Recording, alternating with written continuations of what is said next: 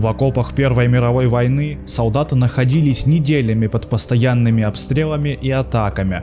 После этого врачи начали фиксировать случаи странного поведения у бойцов. Эти мужчины становились апатичными, теряли способность к концентрации и проявляли признаки эмоциональной опустошенности. Часто их глаза были устремлены в одну точку, как будто они видели что-то ужасное, но уже не могли осознать происходящее вокруг. Тогда этот феномен стали называть снарядным шоком. Врачи и командиры связывали это состояние с постоянным страхом, усталостью и сильными нервными потрясениями, которые испытывали солдаты в условиях войны. Визуальная характеристика этого состояния – пустой и застывший взгляд. История выражения «взгляд на 1000 ярдов» началась с картины, написанной военным художником Томасом Ли во время битвы с японскими войсками в Микронезии.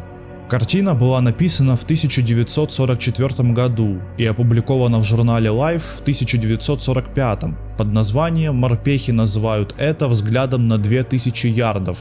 Томас Ли, присутствовавший на поле боя, столкнулся со множеством солдат, которые после очередного штурма на какое-то время впадали в ступор и приобретали этот характерный взгляд.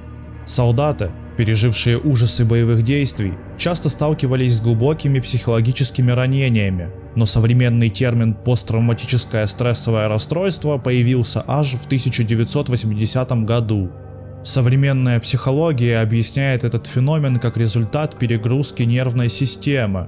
В ситуациях экстремального стресса мозг человека может отключаться, чтобы минимизировать восприятие боли и страха. Это приводит к состоянию, в котором человек словно замыкается в себе, а его взгляд становится пустым и отстраненным. Взгляд на 1000 ярдов стал обсуждаемой темой в 20 веке, после мировых войн. Однако больше всего фотографий осталось именно от Вьетнамской войны. Это никак не связано с тем, что во время именно этого конфликта людям намного чаще приходилось впадать в ступор. Отличие от предыдущих войн было в том, что корреспонденты не пытались скрыть такие образы. Ранее фотографы не стали бы публиковать нечто подобное, опасаясь обвинений в подрыве боевого духа армии.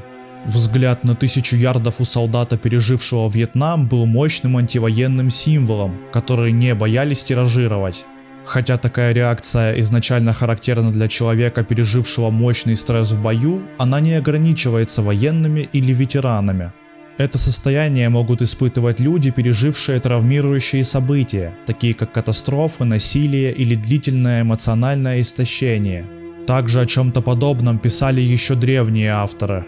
Изучение и понимание этого феномена помогают современному обществу не только поддерживать пострадавших, но и осознавать необходимость заботы о психическом здоровье в любых условиях.